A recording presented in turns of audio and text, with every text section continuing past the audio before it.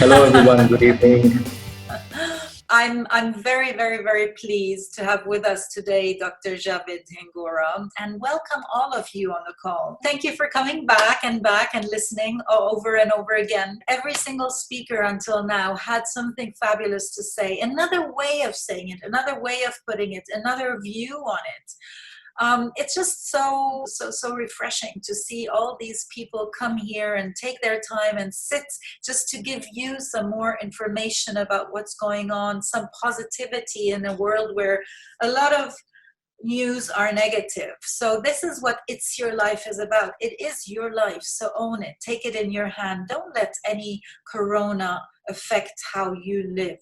Yeah, certainly we are confined. We have things that we need to do.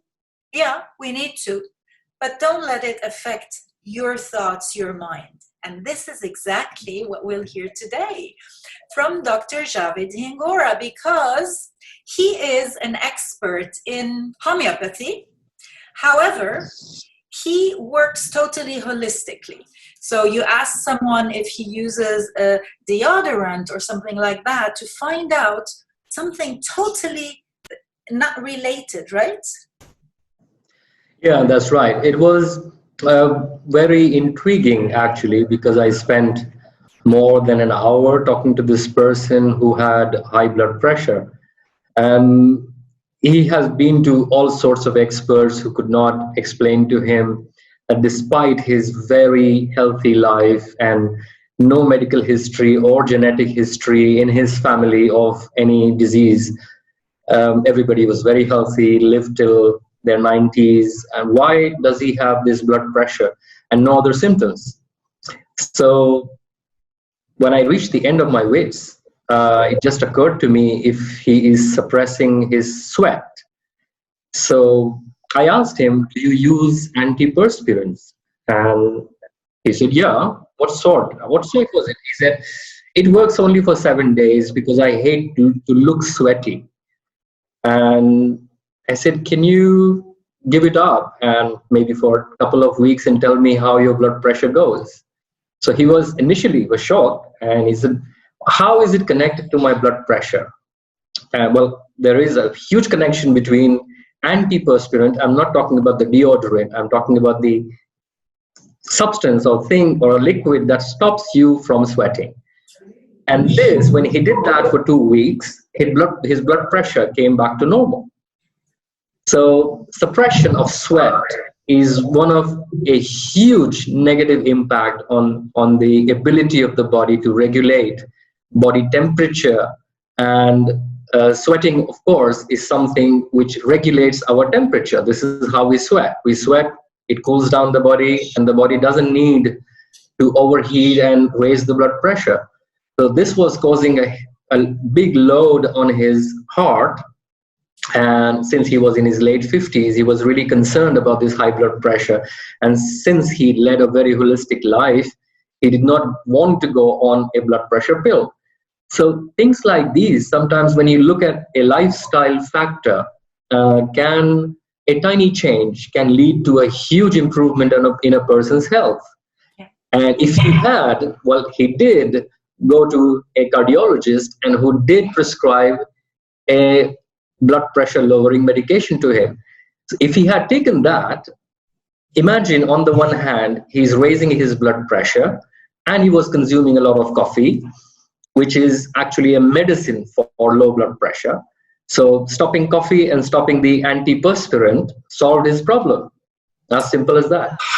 So thank you for sharing that. And for everybody else, that was a small teaser of what you will hear today. And now, without further ado, Dr. Javed Hingora. Hello, everyone. I won't be playing any mind games here. I would be talking about the mind games which is being played on all of us, especially in this time of crisis. To keep the talk short, I would start with the power of thoughts on our health. I would like to talk about how our thoughts influence our health. The current scenario with the coronavirus pandemic I spoke about this in a video I shot, which is available on YouTube. And the gist of that talk was that it's our immune system which is the key factor which decides whether this coronavirus is dangerous or not dangerous. Because I practice homeopathy and for the last 24 years, and I've been treating all sorts of medical conditions, and I see the proportion of people suffering from symptoms from this pandemic or from this virus is very, very small compared to the people who have very mild to moderate symptoms, and who a lot of people are completely asymptomatic. So the difference between these two groups is their ability to defend themselves, is their immune system. Now, when we are bombarded with news about people dying and how many are infected, it is surely creating a huge negative impact on a lot of people, because it's our thoughts which start to form our core beliefs. Now, with the pandemic, I see a lot of people equally, if not more, worried about their economic situation. Incomes have stopped, normal life has stopped, and on top, we as humans who need a lot of human to human contact, and that human contact has stopped. This is going to have a hugely negative impact on the immune system, increasing the likelihood of a person developing complications if they are exposed to the coronavirus. Now, I can safely say, based on my studies, that we are all going to be exposed to this virus. And it doesn't mean that we would all go into complications, because a huge majority do not. We all have to be exposed to this virus, if not today, in a month, 2 months. When the lockdown is over, what happens? The flights resume, people start traveling, people start socializing. And this virus is not going to just go away magically just with 6 weeks or 8 weeks of lockdown. Even in China, you see there is a huge possibility being talked about of a second wave, that it might resurface. So let's just assume that we would all be exposed. Now, for those of us who have been exposed and who have developed immunity, no problem. But what about the ones which, because of the lockdown, because of the hygiene precautions, and we have not been exposed, and when we do get exposed, will our immune system be healthy enough to fight it off? Because of all these stresses, because of all the news, because of not having the regular earning, because of not meeting our friends, because of not laughing enough, because it's not allowed to walk outside the house, it's a lockdown, and the government is doing some sanitization program. So the power these thoughts, the negative thoughts, have on our immune system is what I would like to talk about today. So going forward here, I would talk about two concepts which are related to thoughts. One is positive thoughts, which is also called the placebo effect, or it's a positive thinking, or you can call it law of attraction, where a person has positive thoughts given to them by some source, friends, family, a counselor, a homeopath, and they start to believe that things are going to be better, things are healing, and this leads that person to have a better immune system, a better level of health, a better sleep, a sense of calmness. And on the other hand, when the person is bombarded with negative information or negative suggestions, this is called the nocebo effect. In a nocebo effect, what we are seeing now these days with the pandemic is news anchors screaming about dead bodies, lack of protective equipment, governments not doing enough, politicizing the whole issue, leading to a sense in everyone that the world is going to collapse, that we are all going to die. And it is obvious by many abnormal things that are going on around us that it might be true. We are just doomed. So how is this affecting our ability to cope or ability or to fight off an infection? This is one aspect. Now we would come to how the medical world is dealing with the crisis. How are the doctors dealing with it? First of all, they themselves are scared.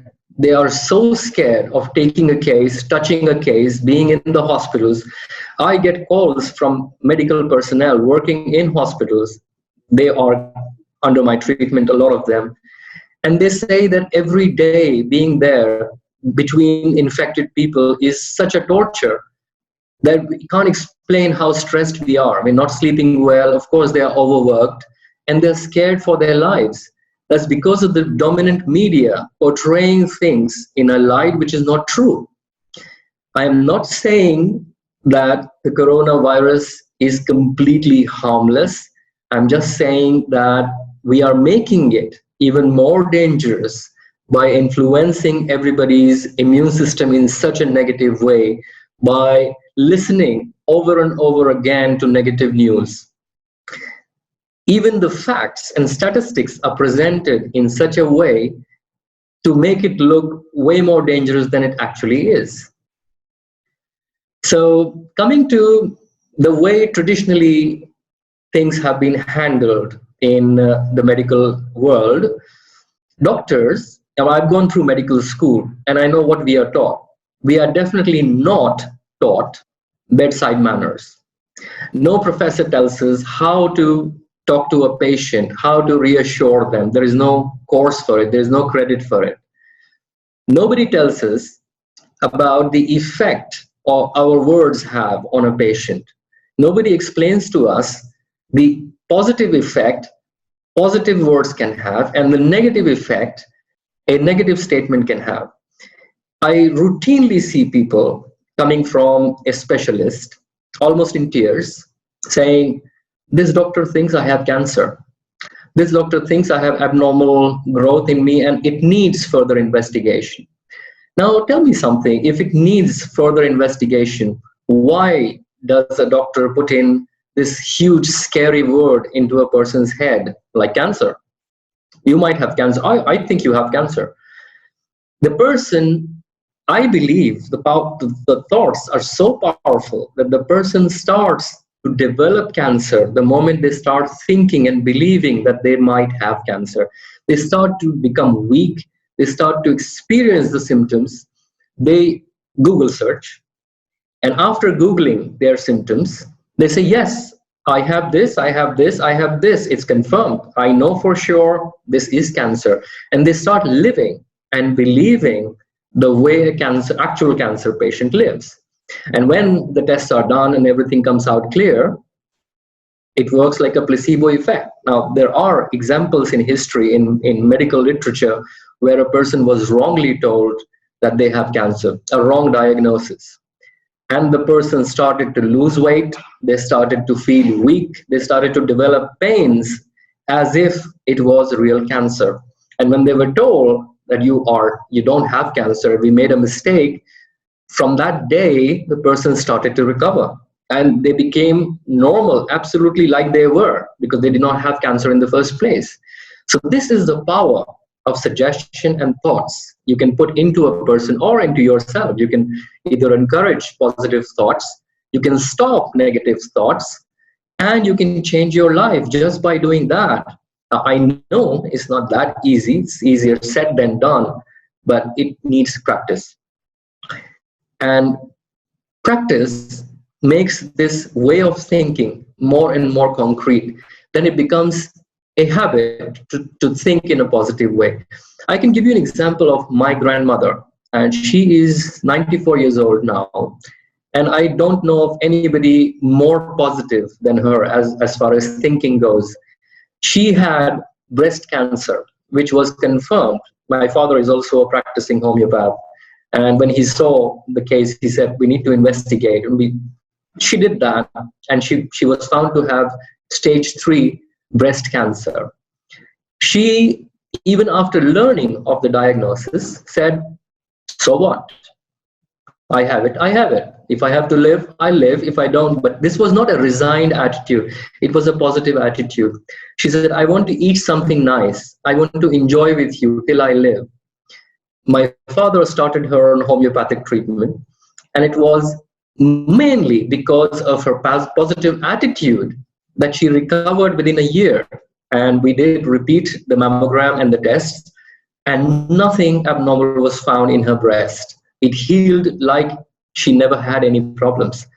Now, this was 30 years ago.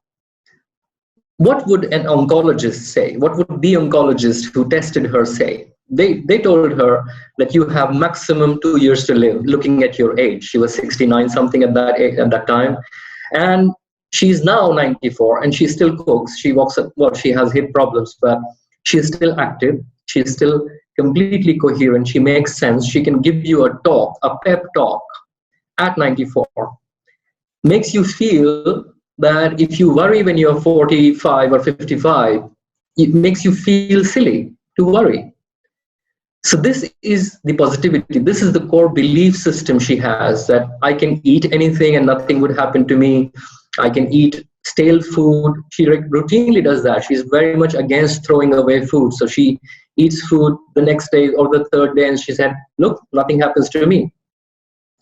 So this shows us that it is about the positivity or the power of positive thinking that hugely impacts our ability to maintain health or our immune system. And it's very, very important at this difficult time and abnormal time to work on it so that our immune systems are equipped for what is coming. And also another point, even after this lockdown is over, things kind of come back to relative normal life, we can pretty much be sure that there will be another viral pandemic, because we have seen the track record. We have seen so many viral pandemics come and go, different degree of contagiousness and different government strategies, etc. But we must be equipped and prepared for the future, because we know the next one is not very far away, maybe 2 years, 3 years. And I won't like to go into controversies, conspiracy theories, by suggesting that some bigger game is going on, although I suspect that. So coming a little bit and talking a little bit about what I do as the treatment modality, apart from looking into a person's lifestyle and nutrition, exercise, their relationship, there is a lot of psychology involved in homeopathy. I analyze a person to see how they perceive the world, what are their core beliefs, how do they think, how do they operate, how do they react and respond, because these are the things which are closely connected to the mind or the thoughts that leads the person to develop their core beliefs. And these core beliefs are usually at the root of most chronic diseases, which in the medical industry, I would call it, it's a business. In the medical industry, it is considered a physical disease. And it's only if a person has very clearly psychotic or depression symptoms, they are referred to a psychiatrist, not to a psychologist, a psychiatrist, to put on more medications in addition to the medications they are taking for their physical problems, rather than looking into what has caused their state of mind and the state of body. There is rarely any medical doctor who would go into the depths required to understand a person's disease. No one bothers to look into what a person eats. Now, a cardiologist might tell you you have high cholesterol levels and you need to reduce fat in your diet, which again is completely wrong information. I can provide you links and research papers which prove conclusively that cholesterol has nothing to do with heart disease. But that's another topic. Some other day, I can talk just about cholesterol and heart disease and how people are consuming cholesterol-lowering medications when they should actually be looking at how much loved they feel, which is behind most heart diseases. So, going to homeopathy now, In homeopathy, we look at the whole person. First of all, look at the whole person, not a part of the person. A cardiologist looks at the heart, nearly ignores the digestion, does not talk about sleep, does not talk about relationships, does not talk about a person's exercise levels. Well, sometimes they do when they want you to go on the treadmill. They say, hey, you haven't been exercising enough. Yeah, try to exercise, and that's it. A homeopath would look into all of these aspects and put them all into a perspective, zoom out, look at the whole person, analyze all the weak points, look at the genetic background, not only in the sense of what diseases our parents and grandparents had, but also what is their personality type. What did we inherit from the father's side? What traits did we inherit from the mother's side? What was the state of mind of the mother during pregnancy? All of these go on to shape us as humans. And these factors decide or determine how we operate as a human being, how we make our decisions. Each decision has a subconscious component to it, something in the subconscious which already makes that decision for us. We wrongly think that we are consciously making a decision, although most of the times we are making an unconscious decision. The decision comes from deep within, what we want. And these choices are what decide whether we are self-destructive, whether we are trying to preserve ourselves, whether we are sane or insane for our own benefit or for detriment. So in homeopathy, when we do this whole analysis, we get to know the person, how they operate, how they function, and then we go on to find the suitable homeopathic remedy for them. Now you might ask, what do you mean by homeopathic remedy? Homeopathic remedy is something that stimulates the person to heal on all levels, on the mind level, on the emotions level, and on the physical level, which I would say a lot of things physical are because of the emotional disturbance. And when you sort out the emotional disturbance, the physical symptoms start to disappear on their own. So you don't even have to treat them. And most people, I would say more than 95%, they treat the physical symptoms, or if they have primarily psychological or psychiatric symptoms, they try to modify the brain functioning or address the psychiatric symptoms, again using drugs, rather than solving or resolving the subconscious core deep beliefs. So this is where people start to experience side effects or situations where they have to be on a medication to manage their symptoms. And the moment they stop their medications, they start to feel worse again, and also start to face withdrawal effects of the drug they are on. So in homeopathy, very different from the chemical approach, we don't put a person on a medication. That's why we call it a remedy. The remedy is something that stimulates on very, very deep levels, stimulates the body to heal itself on all levels, the mind level, the emotion level, and the physical level. And this, combined with the changes in lifestyle which are given to the patient, starts to make healing changes in a person, rather than symptom management benefits, which normally people do. So if you take an example, or I give you a simple example of a person who has acidity, a long-term acidity, not because of one night party and they had too much to drink and had spicy food. I'm talking about acidity, which goes on and on and on. Now, most people, when they go to a gastroenterologist, would be given an antacid pill, Nexium or something, and they have to be on it, and if they skip it, the symptom starts to come back.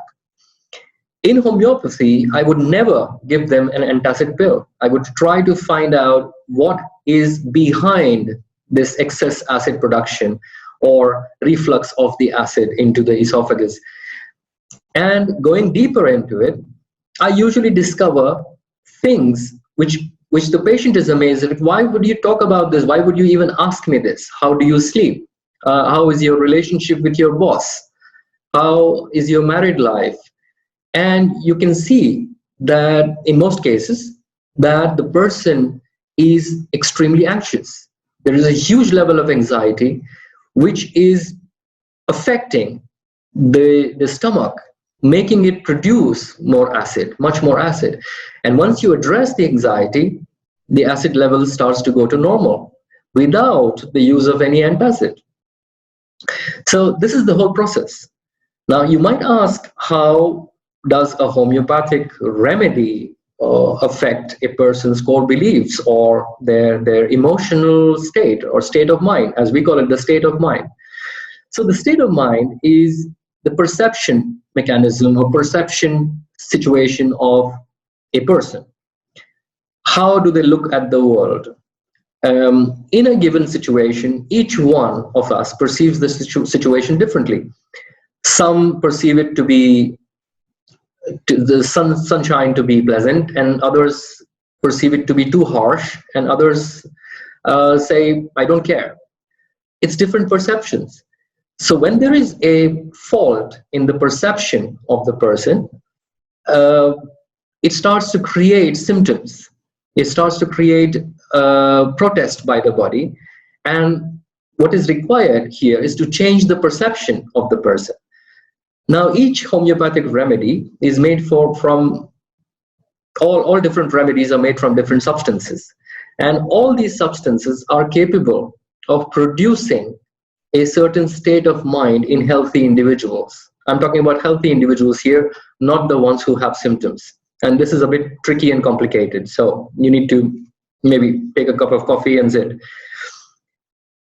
A substance which produces an effect on the human, on a healthy human, the same substance can treat a person who has these symptoms and the state of mind. I'll give you a simple example. I just said, grab a cup of coffee. What does coffee do to a healthy person? It creates euphoria. It creates a sense of alertness. It raises blood pressure. It raises the heart rate. It makes people want to talk more. Now, it also, if you note down by giving a lot of coffee to a group of people, if you really take out information from them, what else do you feel? What else do you feel? This information will reveal that they feel joyful. They feel happy. They feel it's too good to be true. This is the feeling which comes out when you give coffee as an experiment to a lot of people, just to write down the effect of it. So this in homeopathy is called proving of coffee. What does coffee do to a healthy person? Now, physically, it gives high heart rate, palpitation. I'm still talking about coffee. If consumed in excess, it would give tremors. A person feels shaky. It also makes them feel overexcited. And if they have had too much coffee, they won't be able to sleep. It causes sleeplessness, extreme alertness, inability to fall asleep. Now, a person comes to me for treatment, and this is a patient here, not the person who participated in the proving, not a healthy person. They come and tell me, my problem is I can't sleep. Okay, why is that? I feel I just can't fall asleep. I can't relax. I'm too excited. And I notice when they're talking, they are very vivacious. They're very talkative. They're very hyper excited. They haven't been drinking coffee. They're just in that state of mind. And this is what I mean by state of mind. When a person is that state of mind, I would look up the homeopathic literature and try to see what is it that produces this state of mind? What produces this tremor this person has, inability to sleep? And especially they would mention, if there is something exciting, I would not be sleeping for maybe 2 nights, 3 nights. I cannot sleep. I get excited very easily. So you have to talk to that person, get all these details, and the answer, the remedy, would be coffee for this person, because they are suffering from things that coffee produces in a healthy person. How incredible is that? Substance that produces these set of symptoms and state of mind in a healthy person, the same substance given now the catch is given in extremely small quantities. Now you can't be giving them 4 mugs of coffee to drink. You would make them worse. It would make them worse. So the solution, that if you want to give coffee to someone, but they already have symptoms as if they have drunk a lot of coffee, you have to dilute it. Now, when you start to dilute a substance, that is what we call a homeopathic remedy. It becomes a remedy when it is extremely diluted. So an extreme dilution of coffee would do the exact opposite of what coffee does in its crude form. In its crude form, we know what coffee does. Just think the opposite. When you take homeopathic coffee, it would make you sleep. It would reduce the blood pressure. It would reduce the heart rate. It would calm down a person. It would take away their excited state, and they would come to a normal, relaxed state. It won't make them a zombie or a vegetable. It would just take away that edge. They were in an edge, beyond the edge. It'll bring them to balance. This is the principle of like cures like. A substance that produces the same substance cures. Now, it becomes controversial when you see the amount of dilution which needs to be done to a substance. Like coffee is diluted like 1,000,000 times, and there is no more coffee left in that dilution. So the entire scientific community then says, if you cannot prove that there is any coffee in your remedy called coffee, how do you claim that it's medicine? So this is something which has not been proven scientifically yet. It has only been proven practically that coffee in extreme dilution causes the exact opposite of what coffee causes in its crude form. And new research in the field of quantum physics talks a lot about humans being a bundle of energy, and we vibrate in a certain frequency. And a lot of new research also measured the frequency of homeopathic doses. And they found that each remedy from different sources, different substances, have a unique frequency, a vibrational frequency. And this vibrational frequency can even be converted into a sound file, and it can be sent over the internet as email. Believe it or not, there are experiments that have been done, and I can provide a link to those experiments. One from a Nobel laureate who is still working on the project, and he managed to transmit a sound file of a DNA sample to another laboratory in another country, from France to Italy to be precise. And the scientist in Italy was able to translate that sound file into a DNA sequence again. And none of them, it was a blind trial. The guy sitting in Italy did not know what DNA is he sending me, and DNA is an extremely complex code, and you cannot go wrong with it. It was 99.9999% accurate, the DNA sequence, which was sent to him as a sound file. Now, it would be interesting for you to watch this video. It's available on YouTube, and I would provide Mona the link. So we are learning more and more about the energy aspect of humans rather than the physical, crude physical aspects. We are learning more and more that we are not we, as in we are not the sterile collection of cells, which we call a human body.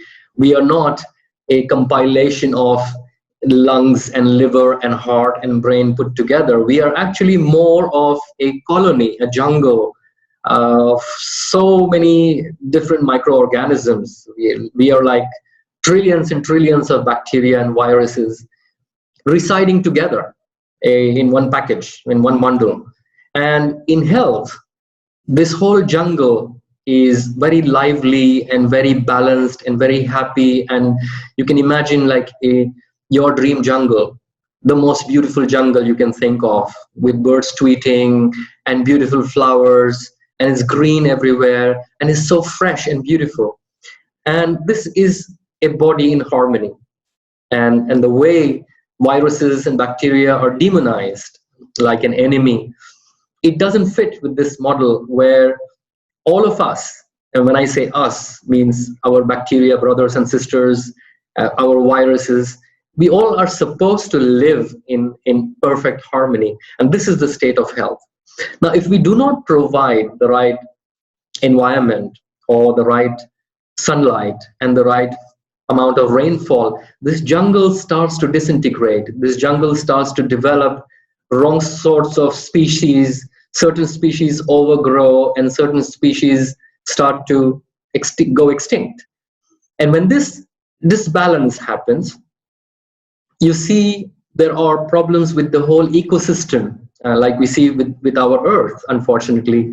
We see destruction of jungles. We see man-created problems of pollution and pollutants put into rivers and the oceans, causing a change in the ocean marine life, and causing a change to humans again. It always comes back to us. So when you see an imbalance in this whole ecosystem is what we call as a diseased or diseased, not at ease state. So this is the basics of how we look at disease and how we look at the whole person and the importance of emotions, and adding to the microbiome and our bacteria and our viruses. By the way, we now also know that we have two brains, one sitting up here in the head, and the other one is in our lower intestines, the large intestines, and this is the microbiome. That's where most of these bacteria live as a colony. And now we also know that these bacterial colonies have a huge role to play in mood regulation, the way we feel. And I guess that's where the word or the phrase gut feeling comes from. It's not totally untrue. Gut feeling is the feeling which comes from these bacteria. And not literally, and try to get what I'm trying to say, is it is our second brain. And these bacteria are crucial in releasing a lot of neurotransmitters. And neurotransmitters play a huge, these are the messengers. These are the things that transmit signals from one part of the nervous system to another. And these play a very significant role in mood regulation and how our other bodily functions occur, like hormonal balance, etc. So looking at bacteria and viruses as purely as enemies, washing and desanitizing your hands 200 times a day, it's a very, I would say, to say the least, a very shallow approach. It's not really taking into consideration the basic core makeup of a human, which is actually a jungle. So we need to focus on finding ways of living in harmony with all of these other organisms, rather than and make our immune system capable of living in harmony. That means having an efficient police system, rather than waiting for a robbery or something and then attacking it with missiles and tanks and fighter jets, which is what is the medical approach right now. Surgeries, antibiotics, steroids, and this is the approach.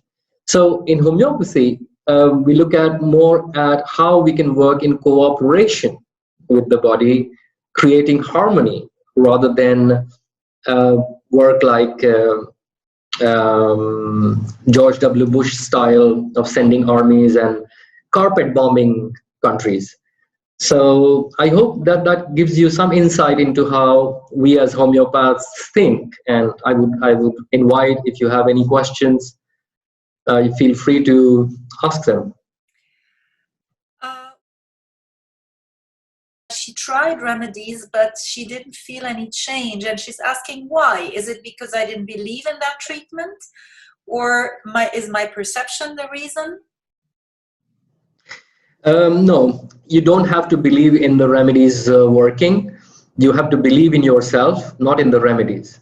First of all, believe that you have the ability to heal, and nothing in the world can change this fact that you have the ability to heal. As far as homeopathy not working, there can be a couple of reasons. One, the information. First of all, the homeopath might not have got the right remedy for you. You might have got the wrong remedy, and the wrong remedy doesn't do anything. What leads to a wrong remedy is wrong information. If you provided incomplete information or wrong information, or if the homeopath failed to understand the information provided by you, it would lead to a wrong prescription, and a wrong prescription would not do anything. And very important, and the most important thing here is, it is not the remedy that heals. It's your body that heals. A remedy is just a message. It is just a stimulation. That's it. So this is almost like somebody saying, I went to a financial advisor and I'm still poor. So what happened? He said, well, the financial advisor did not really understand your finances. He did not give you the right advice. That's why you're still in that situation of a financial difficulty. If you meet the right person who can really understand your situation, you have the capability to come out of any difficulty, financial difficulty and health difficulty. I hope that answers. Thank you very much. Okay, if I have the full capability, why should I take the remedies? Very good question. You know, even with full capabilities, the capability is a latent capability. It is sometimes that we are stuck, the body is stuck. It needs help. We all need help at times. We have the capability, but we sometimes need guidance. Like, I have the brains, I have the intelligence, I have the IQ, but a friend comes to me and says, hey, Javed, why don't you talk about this? Why don't you make a video? And I say, oh yeah, that's a good idea. Why didn't I do it? Why did I need my friend to tell me that? It's guidance. A remedy is a guidance. It's a stimulation. It's a direction. And it is a direction required when you can clearly see the body is not doing it for one reason or another. There can be. Now, in situations where somebody gives me a guidance, but it is beyond me, then I won't be able to do it. So these are cases which cannot be helped with homeopathy. If somebody comes to me and says, hey, you have 2 legs and you have a body, you're not lame, can't you run a marathon or be a world champion, 100-meter world champion? At the age of 49, I won't be able to do it. I know it. No matter how positive I am with my thinking and my belief, even if I start training tomorrow morning and I train for 5 years, I have no chances of winning the 100-meter gold in the next Olympics, right? So there is a certain limit to our capability. There is a certain limit to the body's ability to heal or fix. So both aspects go hand in hand. Why do I need guidance? Yes, I have the capability, but sometimes I need that push. And what can I do? Anything then with the guidance? Can a remedy provoke any change? Can it make me 18 again? No, it can't. It can't. So it means we always need others when we are stuck. Is that true? Is that what you were saying with guidance? Whether it's a remedy, whether it's guidance from anyone, do we always need something when we are stuck, or is there a way of getting out of it on your own? Well, isolation is teaching a lot of people that we cannot really function normally on our own. A lot of people are suffering simply because they're isolated. And even people who were kind of antisocial are feeling it now, the importance of just hanging out in a mall, even if alone, just seeing other people. Humans, by nature, are social creatures. And by nature, if you look at how a child is, how dependent a child is to the mother, and the way we start our lives, we are always in need of, or we can benefit from support, especially from another human being. And if you look at countries where there is a lot of loneliness, people have pets. They have dogs and their cats, and they love their dogs and cats as if they love their own brother or sister. That's because this is a core need of humans. This is how humans are designed to function. What's the reason behind losing hair? Is there any specific homeopathic treatment to basically regain your hair? Well, yeah, provided you are not above the age of 95, yeah, you can. There are a lot of factors. Age is one, Actually, hair fall is something where pretty much everything comes into the picture. Your nutrition, your activity levels, your quality of sleep, your digestive system, the ability to digest or assimilate or absorb those nutrients, your immune system, and each case is different and unique. It can be as simple as a nutritional deficiency, which can be sorted out very easily by providing that supplement. It can be related to a hormonal change, like it's very common for women to experience hair loss after delivering a baby. It can be related to a long-term disease condition, like you see, patients suffering from chronic diseases have hair fall as one of the symptoms. So it needs analysis of what is the cause behind it, and then the appropriate treatment or lifestyle advice or a supplement is recommended. But if your question is, can homeopathy help? Homeopathy as a therapy, yes, it can help, because it's not just about remedies. It's about how to get your body to fix yourself. So yes, it can help.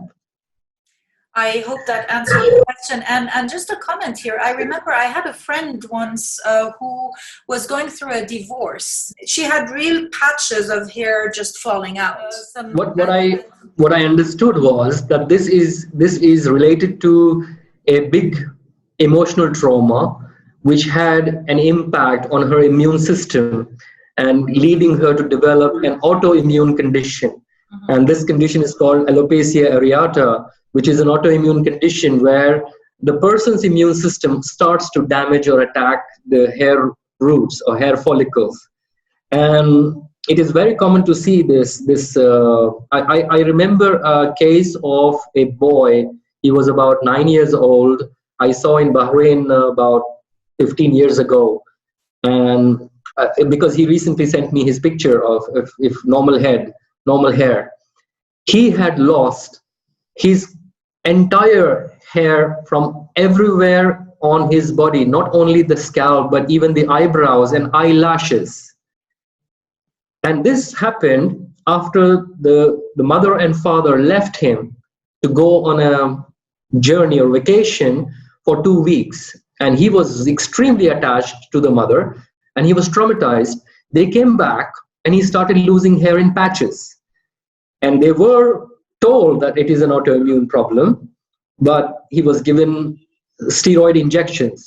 Now, can you really inject a child who is 8 years old everywhere on his body to grow his hair? Can you imagine injecting a child in his eyelashes? No, you can't, right?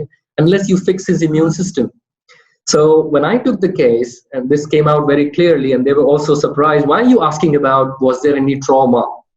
What do you mean by trauma? What? We are here for hair problem. Why are you asking about trauma? I said, just tell me. And then I told them the relation between the trauma this child went through and the effect it had on the immune system. And I told them I won't be treating the hair at all. He said, oh, we are wasting our time. We need something for the hair. I said, yes, relax. This child, in about 8 months, recovered all his hair. And the treatment was not for the hair at all. The treatment was for getting over the trauma of separation. He was made to feel left out, abandoned, neglected, dumped. That's what he felt. And he was very sad. The first time I saw him, I could see sadness dripping out of his eyes. He was sad. Even though this happened a year ago, he still could not get over the fact that my parents could just dump me like that. So this was the state of mind for which I prescribed him, and the hair came back. Because that trauma was gone, the immune system started to function normally.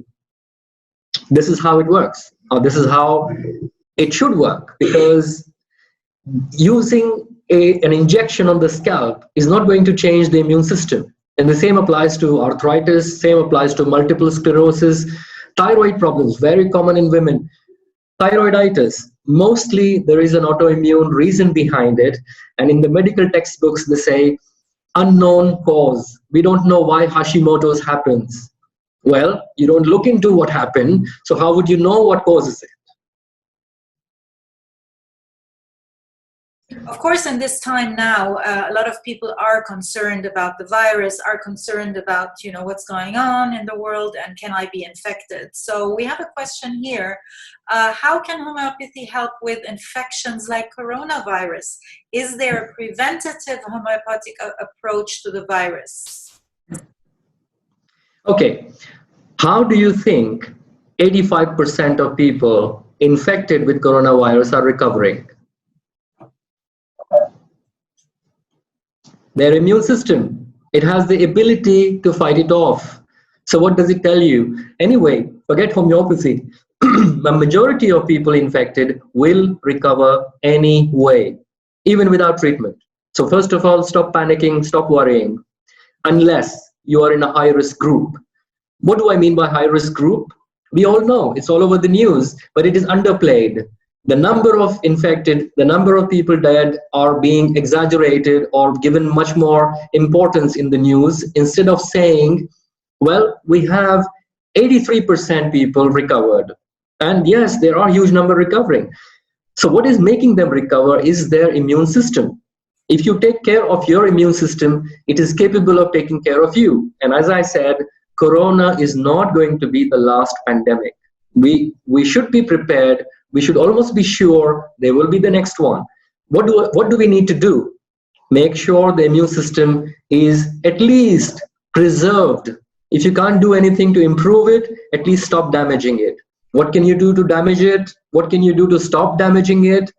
Well, stop damaging it. Antibiotics, wrong lifestyle, unnecessary use of medications, compromising on your sleep because there is a Netflix series. Well, I do that sometimes, but not always. You can't do that always. If you consistently work on damaging your immune system, it will not be capable of handling any virus or any infection. So this is one. If you ask me specifically, how can homeopathy help? Well, in homeopathy, it is about an immediate boost to the immune system in times of crisis. If you get an infection, if you have the beginning symptoms of an infection, it doesn't matter what the name is, corona or influenza A, influenza B, C, D, E, doesn't matter. What matters is how is your immune system able to fight it? Is it able to fight it or not? First of all, if it is fighting it off, how is it doing that? In most such cases, you see fever. Please let the body fight with fever. Don't bring down the fever. Most people run for paracetamol. Why do you have to take paracetamol for a mild fever? This is a natural part of our defense mechanism. Don't bring down the fever. You're almost stopping the body from fighting. This is one. Stop damaging. Stop stopping the body. This is what I always tell. Why are you stopping your body from doing what it is trying to do? This mechanism is to fight the virus or the bacteria. Do you know that every 1 degree of rise in temperature inhibits the multiplication of viruses by multifold? It inhibits the multiplication. This is what we want to do. We don't want the virus to multiply in our body. So what helps the multiplication? Cold, bring down the temperature. You will increase the multiplication. Take cold drinks. You will increase the multiplication. Take warm drinks, really warm, like almost hot, and raise your temperature instead of bringing it down. You would greatly help the body to fight it off. Another part of this question is there a preventive approach? Now, when you talk about preventive,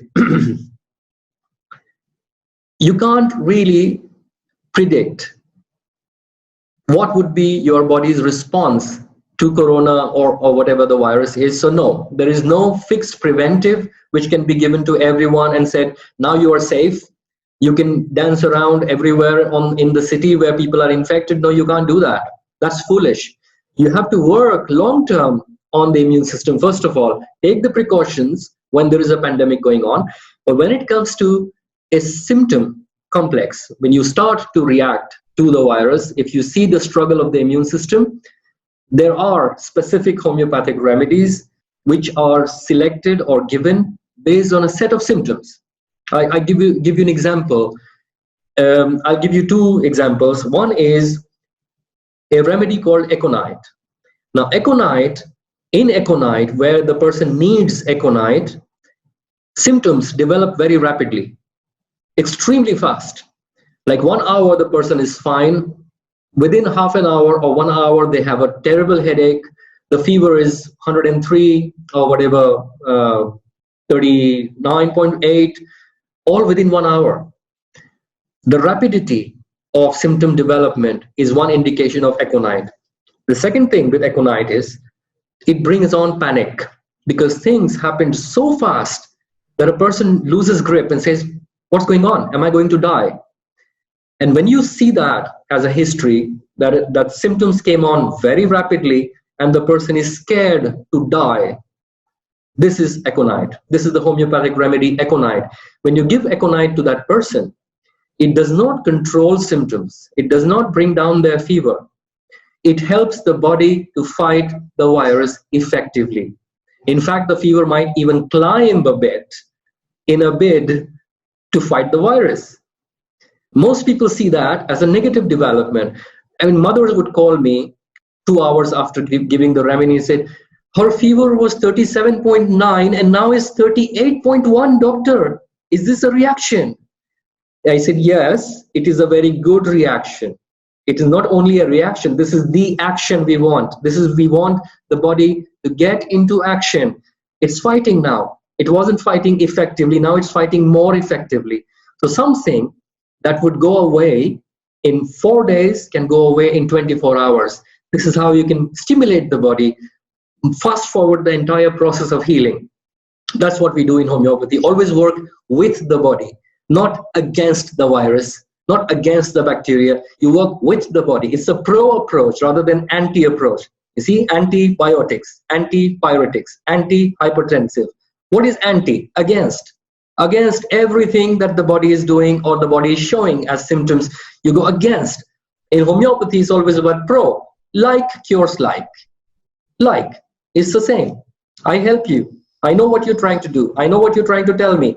I will support that. I will help you. A great reminder for, first of all, for the power of our thoughts and our minds, which you started with. And also, I think that picture that you painted, that jungle in us, if we take care of it, if we give it what it needs, maybe this is really the boost for our immune system, yeah? Well, I talked about immune system because we're going through the pandemic, but it is more about taking care of our general health, not just the immune system. Immune system is just one part of it, which can be influenced by our thoughts, influenced by nutrition, influenced by sleep, influenced by relationships. But what about general health? There are a lot of other things, a lot of other functions in the body which have not much to do directly with the immune system, but a disturbance in those can cause major health issues. Respecting nature, this is what I'm trying to say. Respecting how we are made, respecting the natural processes, respecting what our body is trying to do, and acknowledging and appreciating that whatever it does, whatever our body does, has a very intelligent purpose to it. Nothing in our body happens for no reason. Nothing in our body is a useless part. Nothing. Everything happens for a reason. Now, if I have sweat patches, and it might not look very good, but it has a purpose. It has a very important purpose to serve us, to protect me from whatever it is. A temperature fluctuation, it might overheat my brain. So the body does not do anything for no reason, for a stupid reason. There is always a very intelligent reason behind it. And we must respect that. Absolutely. And chemically intervene only if things go out of hand. Chemically intervene or chemical intervention is justified, and I'm not against it, in about 10% of cases. In 10% of all medical conditions in the whole world, I'm talking about 90% is about disrespecting the natural processes. It's only 10% where you might need a chemical intervention, an ICU, all these unfortunate people suffering from corona infection which go into complications. Ventilators save lives, yes. Steroid shots save lives.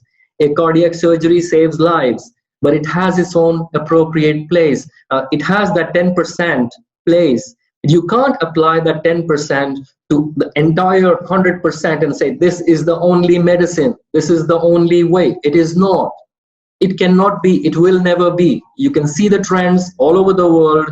People are going more and more into chronic conditions because of this shallow approach of symptom suppression.